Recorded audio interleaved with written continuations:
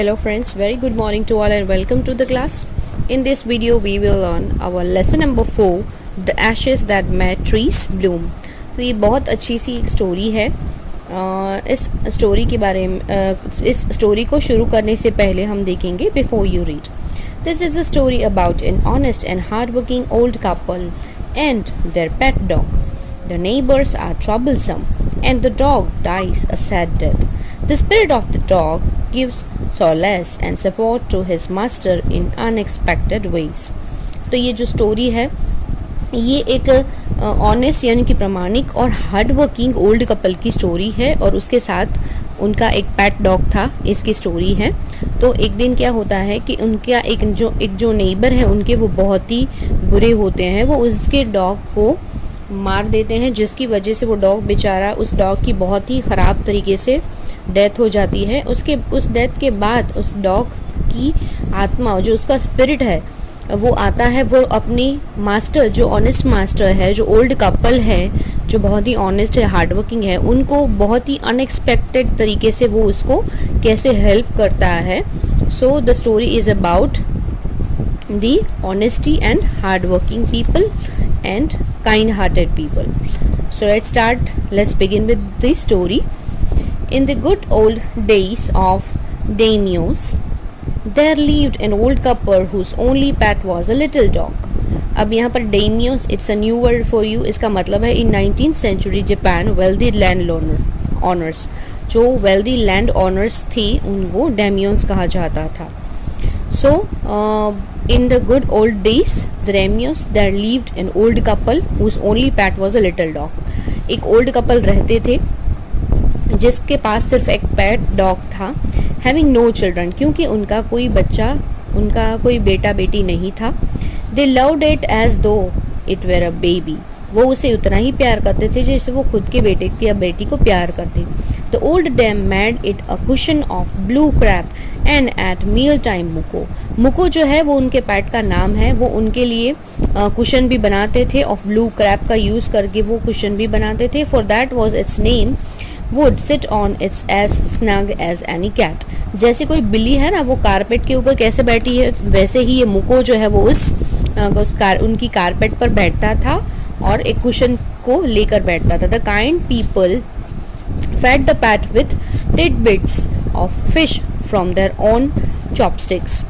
तो जो ये ओल्ड कपल था वो उसको इतना प्यार करता था अपने पैट डॉग को कि वो उसे एक एक निवाला जैसे खिलाया जाता है, वैसे एक बच्चे को जैसे खिलाते हैं वैसे उतने प्यार से वो उनको अपनी ही चॉपस्टिक से उसको खाना खिलाते थे. And all the boiled rice it wanted, और राइस का बॉइल्ड राइस जो है वो भी उनको देते थे. Thus treated the dumb creature loved its protectors like a being with a soul. तो उनको उसको पेट भर के वो खाना खिलाते थे. जो वो खुद खाना खाते थे वही अच्छा खाना वो अपने पेट डॉग को खिलाते थे और उन्हें बहुत ही अच्छी तरीके से ट्रीट करते थे मानो वो कोई इंसान हो. तो जैसे वो अपने बच्चे को प्यार करते थे वैसे ही उस डॉग को वो अपने ट्रीट करते थे. The old man, being a rice farmer, went daily with hoe or spade into the fields, working hard from morning until Otanto Sama. Otanto Sama का मतलब है as the sun is called, यानी कि शाम का समय. A being with soul का मतलब होता है like a human child. जैसे कि मैंने बताया कि अगर वो खुद का बेटा होता तो कैसे ट्रीट करते वैसे ही वो अपने डॉग को ट्रीट करते थे. तो यहाँ पर ये जो ओल्ड कपल है उसमें जो बेचारा बूढ़ा इंसान है, जो मैन है, वो एक राइस के खेतों में फार्मर था.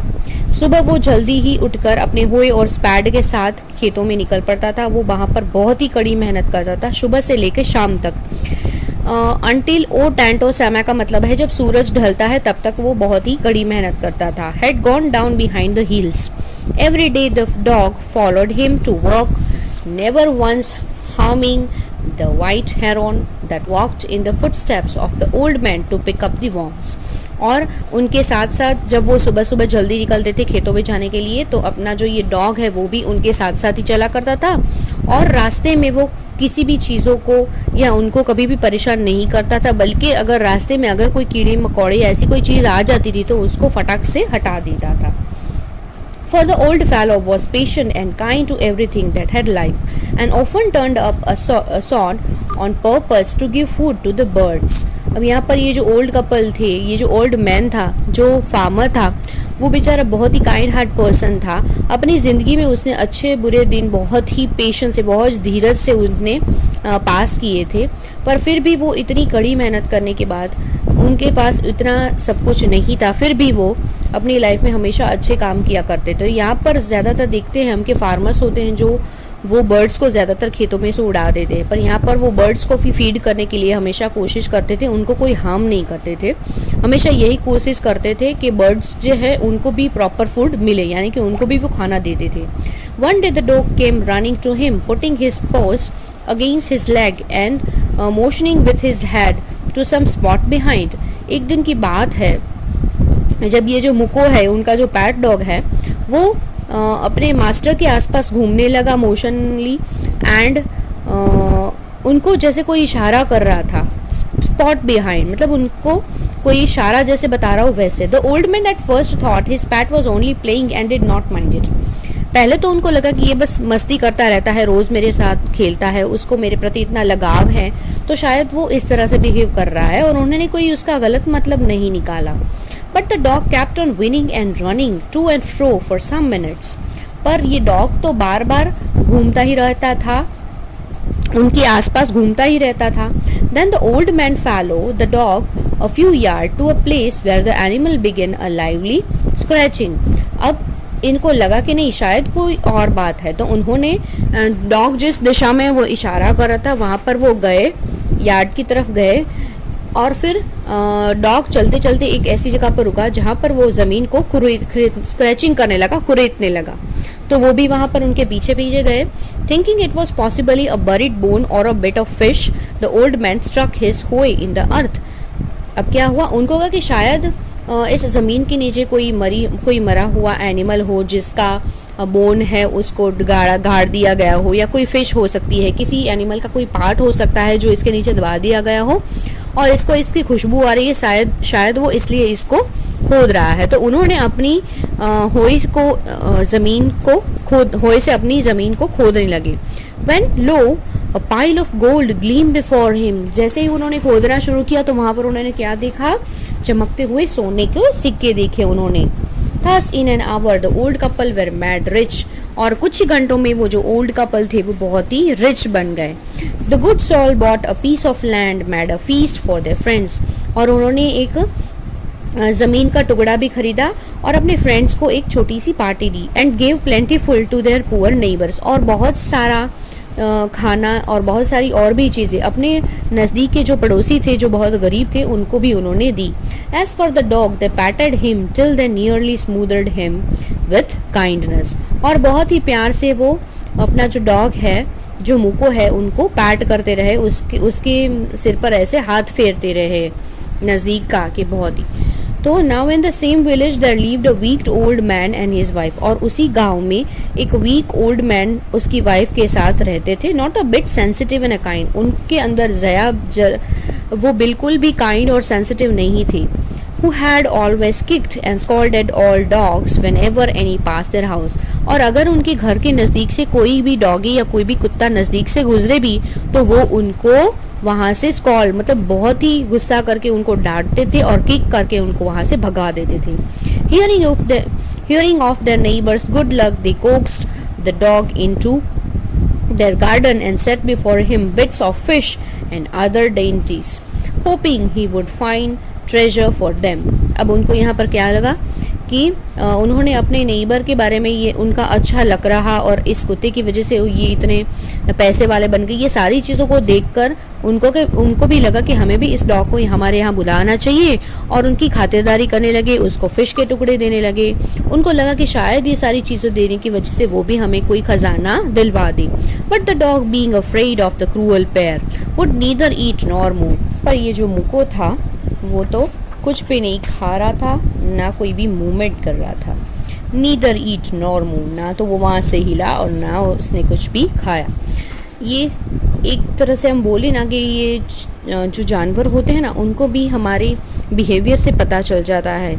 एक तरह का जैसे वो उसके अंदर भगवान ने सेंस दिया है कि उनको पता चल जाता है कि कोई इंसान की अंदर क्या फीलिंग्स है, जैसे उसके प्रति क्या फीलिंग्स है। यहाँ पर जो है जैसे मुको को ये पहले से ही पता चल गया कि कितने क्रूअल है जो कपल है वो। Then they drag him out of door taking a spade and hoe with them. और फिर उन्होंने क्या किया, डोर से यानी कि दरवाजे के थ्रू उसको वहाँ से बाहर ले गए।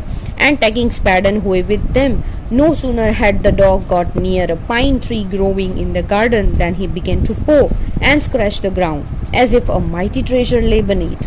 अब वहाँ से उन्होंने देखा कि ग्राउंड की तरफ एक पाइन का ट्री है, वहाँ पर उसको वो ले गए। उस गार्डन में मुको ने, जो डॉग है, वहाँ पर उसने ज़मीन को थोड़ा सा स्क्रैचिंग करने लगा। तो उनको भी यही लगा कि शायद यहाँ पर कोई ऐसा ट्रेजर है जिसकी वजह से ये यहाँ पर उसको ज़मीन को खुरेद रहा है और हमें इशारा दे रहा है। तो वो भी अपने स्पैड और होई को लेकर वहाँ पर ज़मीन को खोदने लगे कि शायद उसके नीचे से उसको कोई ख़जाना मिल जाए। Quick wife hand me the spade and hoe. फिर वो जो ग्रेडी कपल था उसमें से वो जो मैन था उसने अपनी वाइफ को बोला कि जल्दी से मुझे मेरे स्पैड और होए दो। Cried the greedy old fool as he danced with joy. और फिर वो जैसे खुशी के मारे डांस करने लगा कि शायद उसको कोई यहाँ से खजाना मिलने वाला है। Then the covetous old fellow with a spade and the old crone with a hoe began to dig, but there was nothing but a dead kitten, the smell of which made them drop their tools and shut their noses. Furious at the dog, the old man kicked and beat him to death. जैसे ही उसने वहाँ पर ज़मीन को खोदना चालू किया तो वहाँ से उनके नीचे से उसको क्या मिला, एक मरी हुई बिल्ली, एक डेड किटन मिली, और जिसकी बदबू इतनी बैड स्मेल आ रही थी कि उनके जो भी औजार थे, स्पैड होए, उन सब में भी उसकी बदबूदार स्मेल बैठ गई। इतनी ख़राब वहाँ से स्मेल आ रही थी कि उन लोगों को अपने नाक भी बंद करनी पड़ी। और गुस्से में आकर उस कपल ने बेचारे डॉग को इतना मारा कि उसकी डेथ हो जाए। And the old man woman finished the work by nearing chopping off his head with the sharp hoe. They then flung him into the hole and heaped the earth over his carcass. और फिर जैसे कुछ अधूरा बाकी रह गया हो वैसे उसकी जो ग्रेडी कपल था उसमें से जो वाइफ थी उसने जो एक शार्प होई थी उससे बेचारे उस कुत्ते का जो हेड है उसको पूरा चॉप कर दिया, काट के रख दिया, और फिर उसको ज़मीन के नीचे गाड़ दिया एक हॉल बना के, और उसके उस कारकेस मीन्स जो डेड बॉडी होती है उसको ज़मीन के नीचे गाड़ दिया। The owner of the dog heard of the death of his pet and mourning for him as if he had been his own child went at night under the pine tree. अब ये जो honour थे, जो dog के master थे, जो good couple थे, जो काइंड कपल थे, उनको जब ये बात पता चली कि उसके जो पैट है उसकी इस तरह से डेथ हो गई है तो वो बेचारे इतने रोने लगे, इतने दुखी हो गए मानो उनका खुद के बच्चे की डेथ हो गई हो। और फिर रात को वो उस पाइन ट्री के पास जाते थे। They set up some bamboo tubes in the grounds such as are used before tombs, in which he put fresh flowers. Then he laid a cup of water and a tray of food on the grave and burned several costly sticks of incense. अब वहाँ पर वो जाते थे, bamboo की जो sticks है वो लगाते थे, जैसे कोई टॉम्ब होती है ना, दरगाह होती है, या किसी का जैसे डेथ हो जाती है तो किसी की कब्र बनाते हैं वैसे बनाते थे। आसपास वहाँ पर फ्रेश फ्लावर लगते थे, पानी का कटोरा रखते थे, एक ट्रे में उसके लिए अलग अलग तरह के फूड्स रखते थे, ये सारी चीज़ें रखते थे। और कुछ महंगी जो स्टिक्स होती हैं वो भी वहाँ पर, खुशबूदार जो स्टिक्स होती है वो भी जलाते थे। उसकी याद में वो वहाँ पर बहुत ही दुख सहाया करते थे। ही mourned a great while over his pet, calling him many dear names as if he were alive. और जितने भी प्यारे प्यारे नाम से वो उनको बुलाते थे वो सारे नाम वो वहाँ पर बोला करते थे मानो कि वो अभी भी जिंदा है उनके लिए। That night the spirit of the dog appeared to him in a dream and said, "Cut down the pine tree over my grave and make from a mortar for your rice pastry and meal for your bean sauce." उसी रात को जो master था उसके सपने में dog का spirit आया और उसने बताया कि ये जो पाइन ट्री है उसको आप कट कर दीजिए और उसमें से एक मॉर्टर बनाइए। मॉर्टर मीन्स एक तरह का बाउल जो आपको राइस पेस्ट्री बनाने के लिए काम आएगा, और उसी लकड़ी में से एक मील बनानी है जो आपको बीन सॉस बनाने के लिए काम आएगी, और आपको यही बनाना है इसमें से, तो आप जाके उस पाइन ट्री को काट दीजिए। सो the old man chop down the tree and cut off the middle of the trunk a section about 2 feet long. With great labor, partly by fire, partly by chisel, he scraped out a hole hollow place as big as a small bowl. He then made a long-handled hammer of wood. और फिर बहुत मेहनत के बाद उन्होंने इस pine tree को cut कर दिया, फिर लंबा काटा, थोड़ा फायर मतलब थोड़ा जला के, थोड़ा काट के, ऐसे बहुत मेहनत करने के बाद उन्होंने उसमें से एक बाउल तैयार किया और फिर एक लॉन्ग हैंडल यानी कि बड़े से हैंडल वाली एक हैमर की तरह एक लकड़ी वाली उन्होंने एक ये जो मील थी वो भी उन्होंने रेडी कर ली. Such as is used for pounding rice. Rice को पाउंडिंग करने के लिए वो काम आए इसलिए. When new year's time drew near, जैसे कि नए साल आने की शुरुआत हुई, he wish to make some rice pastry. उन्होंने अपनी विश जाहिर की कि उनको राइस पेस्ट्री बनानी है. When the rice was all boiled, granny put it into the mortar. जैसे ही सारे राइस जो थे वो सब बॉयल हो गए, ग्रैनी ने उन सभी को मॉर्टर में डाला. The old man lifted his hammer to pound the mass into dough. और फिर जो ओल्ड मैन थे उन्होंने एक हैमर के थ्रू सारी चीज़ों को मिक्स कर दिया डग बनाने के लिए. And the bowl fell heavy and fast till the pastry was all ready for baking. और फिर धीरे धीरे करके उन्होंने जैसे ही सारी चीज़ें तैयार की तो बाउल जो था वो थोड़ा सा हैवी हो गया और जैसे सारी चीज़ों को पेस्ट्री को बेक करने के लिए जो भी रॉ मटेरियल की ज़रूरत थी वो रेडी हो गया था. Suddenly the whole mass turned into a heap of gold coins. Suddenly जो भी डग बनाया, जो भी बेकिंग के लिए उन्होंने रॉ मटेरियल तैयार किया था वो धीरे धीरे गोल्ड कॉइन्स में कन्वर्ट होने लगा.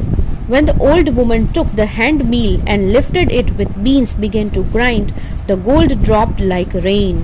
और जैसे ही जो ओल्ड वुमन थी उन्होंने मील का जो हैंड है उसको शुरू किया बीन्स को ग्राइंड करने के लिए, तो सडनली उसमें से सोने के जैसे सिक्के मतलब छोटे छोटे साइज के गोल्ड जो है वो रेन की तरह मतलब बारिश की तरह वो बरसने लगे.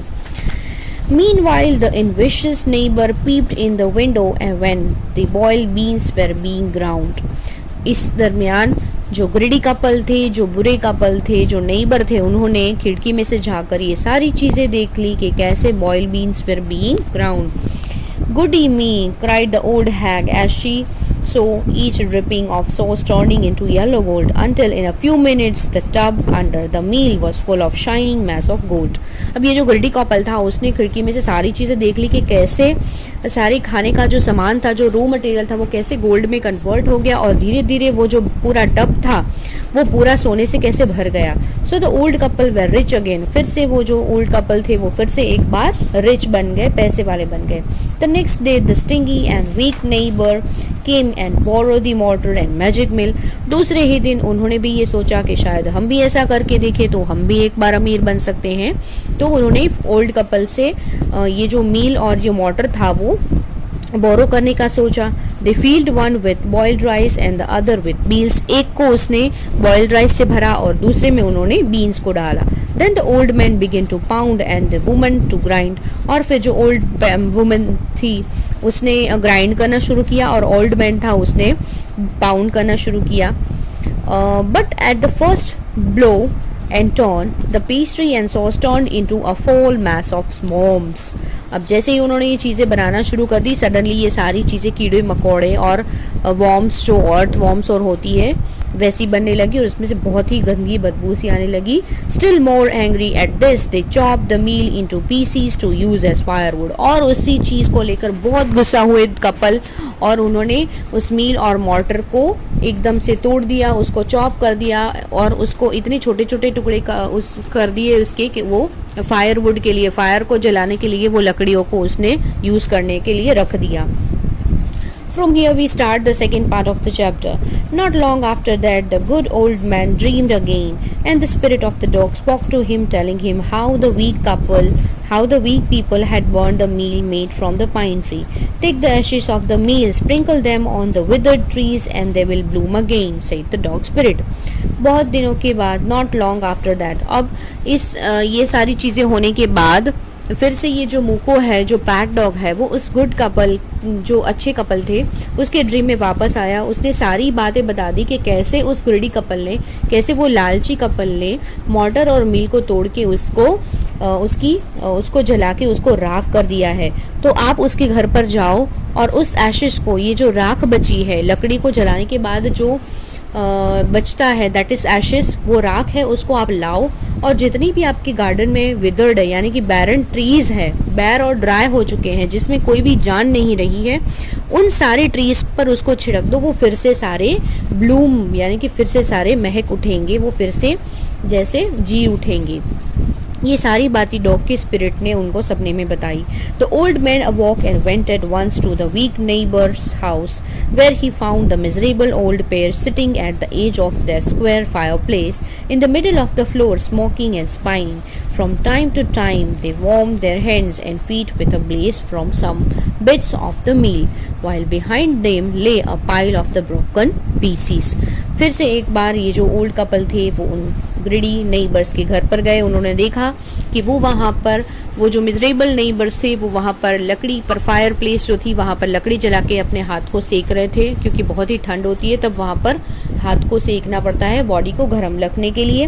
तो बॉडी को वार्म रखने के लिए वो वहाँ पर बैठे थे। उन्होंने देखा कि वहाँ पर वो लकड़ी के टुकड़े पड़े हुए हैं। The good old man humbly asked for the ashes. अब ये जो गुड ओल्ड मैन था उन्होंने बहुत ही प्यार से ये एशेस को मांगा। दो the covetous couple turned up their noses at him and scolded him as if he were a thief. They let him fill his basket with the ashes. Turned up their noses का मतलब होता है treated him with contempt. बहुत बुरे तरीके से, जैसे नाक चढ़ाते हैं ना वैसे, बहुत ही गुस्से में, जैसे हमें मज़ा नहीं आता कोई बात के लिए तो जैसे कैसे मुंह बिगाड़ना होता है वैसे। तो ये जो गर्डी कपल था उसने उस अच्छे जो काइंड कपल थे उसकी तरफ ऐसे मुंह बिगाड़ा, पर फिर भी उन्होंने इस तरह से उनको बिहेव किया, इतनी ख़राब तरीके से उनको ट्रीट किया, उनको सुनाया जैसे कि वो चोर हो। पर एट द एंड उन्होंने उनको अलाउ किया कि वो यहाँ पर आके एशेस को ले जा सकते हैं। On coming home the old man took his wife into the garden. फिर घर पर आए, वो बास्केट में एशेस को भरकर घर पर आए और उन्होंने अपनी वाइफ को बोला गार्डन में आने के लिए। It being winter their favourite cherry tree was bare. Winter का सीजन था और उनके फेवरेट चेरी के जो ट्रीज थे वो सारे बेयर हो चुके थे। He sprinkled a pinch of ashes on it and lo. उन्होंने एक चुटकी भर के ये जो एशेस थी उसको सिर्फ उस जो जितने भी बेयर ट्री हो चुके थे, विदर्ड हो चुके थे, उस ट्रीज पर उन्होंने थोड़ा से छिड़का। And low it sprouted blossoms until it became a cloud of pink blooms which perfumed the air. और थोड़ी ही मिनट में ये सारे ट्रीज जो थे वो एकदम ब्लूम फिर से खिल उठे और इतनी उसमें से महक आने लगी कि बस पूछो ही मत, जैसे कि हवाओं में उसकी महक जो परफ्यूम था वो पूरा फैलने लगा। The news of this filled the village and everyone ran out to see the wonder. ये बात अब पूरे गांव में फैल गई और सब लोग ये चीज़ें देखने के लिए आने लगे। The covetous couple also heard the story and gathering up the remaining ashes of the meal, kept them to make withered trees blossom. अभी जो ग्रेडी कपल था, जो कोवेटस कपल था, उसने भी ये स्टोरी और सुनी और फिर जितनी भी एशेस बची हुई थी उन्होंने सब कलेक्ट करके रख ली ताकि वो विदर्ड जितने भी विदर्ड ट्रीज है उनको ब्लोजम करके शायद उस पर अच्छे फ्रूट आए तो वो उसको बेचकर शायद कमा सके, कुछ पैसे उनको हासिल हो सके। इस इरादे से उन्होंने फिर से जितनी भी एशेस बची थी वो सब कलेक्ट करके रख दी। The kind old man hearing that his lord the daimyo was to pass along the high road near the village set out to see him taking his basket of ashes. As the train approached, he climbed up into an old withered cherry tree that stood by the wayside. अब ये जैसे ही old couple है उनको ये बात जानने को मिली कि वहाँ के जो उनके राजा हैं वो जैसे उनका प्रोसेशन, जैसे कि एक सवारी उनकी निकलती है ना वैसे बग्गी में पूरी जैसे निकलती है, आगे जो सैनिक वगैरह होते हैं पीछे बग्गी में राजा बैठे होते हैं, उस तरह से पूरा उनका प्रोसेशन वो वहाँ से निकलने वाले थे। तो ये काइंड कपल ने क्या सोचा कि जब भी मेरे जो राजा हैं, जो हमारे डेमियोस है, वो इस रास्ते पर से निकलेंगे तो जो रास्ते पर जो भी ऐसे बैर ट्रीज हैं उन पर मैं ये एशेस को छिड़कूंगा ताकि उनको बहुत अच्छा लगे और इसकी ब्लॉसम से उनको अच्छा फील हो। Now in the days of the daimyos, it was the custom when their lord passed by for all the loyal people to shut up their high windows, then even past them fast with a slip of paper so as not to commit the impertinence of looking down on his lordship. All the people along the road would fall upon their hands and knees and remain prostrate until the procession passed by. और वहाँ का जैसे कि रिवाज था कि उन दिनों का जब रिवाज था कि जब डैमियोस रास्ते पर से गुजरते थे तो लोग अपने घर की खिड़कियां बंद कर देते थे, आसपास जितने भी लोग रहते थे वो सब बाहर आ जाते थे, अपने दोनों हाथ को पीछे लॉक कर लेते थे और फिर जैसे ही वहाँ से उनके राजा गुजरते थे तो सब लोग अपने घुटनों पर वहाँ पर बैठ जाते थे जब तक कि वो प्रोसेशन वहाँ से पास न हो जाए। The train drew near, one tall competent man march ahead. वहाँ से वो ट्रेन गुजर रही थी, जैसे ही वो नज़दीक आई वहाँ पर उसके आगे की तरफ एक आदमी था जो उसको उसकी मार्च अहेड मतलब उसके आगे जो उसके सैनिक होते हैं जो उनको प्रोटेक्शन देते हैं वो खड़ा था। Crying out the people by the way, get down on your knees, get down on your knees, and everyone kneel down while the procession was passing. और वो सैनिक इसलिए खड़ा था ताकि वो सबको चिल्ला चिल्ला के बता रहा था कि सभी लोगों अपने नी पर घुटनों पर बैठ जाओ, सब लोग अपने घुटनों पर बैठ जाओ। और फिर जैसे ही लोग घुटनों पर बैठ जाते थे वहाँ से वो पूरा प्रोसेशन पास होता था। Suddenly the leader of the van caught sight of the aged man up in the tree. He was about to call out to him in an angry tone, but seeing he was such an old fellow, he pretended not to notice him and passed him by. Suddenly उस leader ने देखा, जैसे ही वो van वहाँ से गुजर रही थी उसने देखा कि एक इंसान है जो ट्री के ऊपर बैठा है। He was about, उसने पहले तो सोचा कि बहुत गुस्से से उस पर चिल्ला के उसको बोले कि आपको नीचे उतरना है, पर जैसे ही उसने नोटिस किया कि ये कोई एजेड मैन है, मतलब कोई बुढ़ा है, वृद्ध है, तो उसने कुछ भी नहीं बोला, उसने उसे नोटिस ही नहीं किया और वहाँ से चल पड़ा। He pretended not to notice him and passed him. उसने ऐसे दिखावा किया मानो उसने उसे नोटिस ही नहीं किया। So when the Daimion's palanquin drew near, the old man, taking a pinch of ashes from his musket, scattered it over the tree. In a moment it burst into blossom. जैसे ही वो उनकी van, जो उनकी प्लैंक्विन थी, जो royal van थी, उसकी car थी, जैसे ही नज़दीक आई उस ओल्ड मैन ने क्या किया, taking a pinch of ashes, चुटकी ही भर उस एशेस को लिया उसकी बास्केट में से, and scattered it over the trees, और जितने भी ट्रीज थे उन सब पर छिड़का। विद इन अ मोमेंट, थोड़ी ही मोमेंट में जितने भी ट्रीज जो खराब थे, जो बैर हो चुके थे, वो सब बर्स्ट इनटू ब्लॉसम, वो सारे के सारे खिल उठे। The delighted daimyo ordered the train to be stopped and got out to see the wonder. ये सारी चीज़ों को देखकर जो डेमियोस थे वो बहुत ही खुश हो गए। उन्होंने अपनी ट्रेन को रोकने के लिए कहा और इच्छा उन्होंने व्यक्त की कि उन्हें भी ये वंडर देखना है, ये कैसे हुआ वो सब देखना है। Calling the old man to him, he thanked him and ordered present to silk robes, sponge cake, fans and other reward to be given him. He even invited him to his castle. जैसे ही उन्होंने ये सारा wonder देखा, जैसे ये magic देखा उन्होंने, तो उस ओल्ड मैन को उन्होंने सिल्क के कपड़े, स्पॉन्ज केक, ऐसे बहुत सारे अच्छे अच्छे गिफ्ट्स और बहुत सारे रिवॉर्ड्स दिए और उनको अपने कासल यानी कि अपने राजा का जो ये उनका महल होता है, उनका जो कासल होता है, वहाँ पर उनको आने के लिए भी उन्होंने इनवाइट किया। So the old man went gleefully home to share his joy with his dear old wife. तो ये जो ओल्ड मैन था वो बहुत ही खुश होते होते इस खुशी की बात को अपनी वाइफ के साथ शेयर करने के लिए अपने घर पे गया। But when the greedy neighbor heard of it, he took some of the magic ashes and went out on the highway. जैसे ही उस greedy neighbor ने ये बात सुनी, वो भी इस magic ashes को लेकर हाईवे के रास्ते पर चल पड़ा। There he waited until a daimyo's train came along, and instead of kneeling down like the crowd, he climbed a withered cherry tree. जैसे ही वो जो ग्रीडी नेबर था वो वहाँ पर पहुँचा, वो वेट कर रहा था कि जब भी यहाँ से राजा की जो गाड़ी है वो निकले, उससे पहले ही वो वहाँ पर इस मैजिक ऐश को लेकर पहुँच गया। जैसे ही वो वहाँ पर पहुँचा, उसने देखा कि सब लोग तो नील डाउन करके मतलब अपने घुटनों पर बैठे हैं, पर वो तो घुटनों पर नहीं बैठा। उसकी जगह वो उस विदर ट्री, जितने भी विदर ट्री थे, बैर ट्री थे, उस पर चढ़कर वो बैठ गया। When the daimyo himself was almost directly under him, he threw a handful of ashes over the tree, which did not change a particle. The wind blew the fine dust in the noses and eyes of the daimyos and his wife. Such sneezing and choking, it spoiled all the pomp and dignity of the procession. जैसे ही उसने देखा कि जो डैमियोस की van है, जो royal card है, वो उसके नज़दीक आ रही है, उसने हैंडफुल मतलब पूरी मुट्ठी ही भर के उसने उस एशेस को सारे ट्रीज पर छिड़कना शुरू किया। अब विद इन अ मोमेंट क्या हुआ, कुछ भी चेंज नहीं हुआ, ना तो ट्रीज ना तो उसका कोई भी पार्टिकल चेंज हुआ, बल्कि हवा के झोंकों की वजह से जितनी भी एशेस थी, वो डस्ट थी, वो राजा और उनकी वाइफ की आंखों में और नाक में चले गए, जिसकी वजह से उनको स्नीजिंग होने लगी, चॉकिंग होने लगी, मतलब ब्रीदिंग में भी प्रॉब्लम होने लगा। और इसकी वजह से जो पूरा प्रोसेशन था उसका मज़ा ही गिरगिरा हो गया। The man whose business it was to cry, "Get down on your knees," seize the old fool by the collar, drag him from the tree, and tumble him and his ash basket into a ditch by the road. Then beating him soundly, he left him for dead. अब क्या हुआ, इन सारी चीज़ों की वजह से वो जो सैनिक थे उन सब ने उसको घसीटता हुआ, उस ग्रीडी नेबर को घसीटता हुआ वहाँ पर ले आए. उसकी पूरी बास्केट जो थी वो सब गिरा दी उन्होंने, एशेस की. फिर कॉलर पकड़ के उसको घसीटते हुए, ट्री के ऊपर से उसको घसीटते हुए उनको वहाँ पर ले आए. और फिर उन्होंने रोड पर उसको इतना पीटा, इतना मारा कि उनको जैसे बीटिंग हिम साउंडली, मतलब इतनी आवाज़ आ रही थी, इतना उनको पीट रहे थे, मार रहे थे, और जैसे वहाँ पर उनको मरने के लिए ही छोड़ दिया. Thus the weak old man died in the mud. और फिर उस मिट्टी के नीचे वो ग्रेडी जो नेबर था वो वहाँ पर उसकी डेथ हो गई.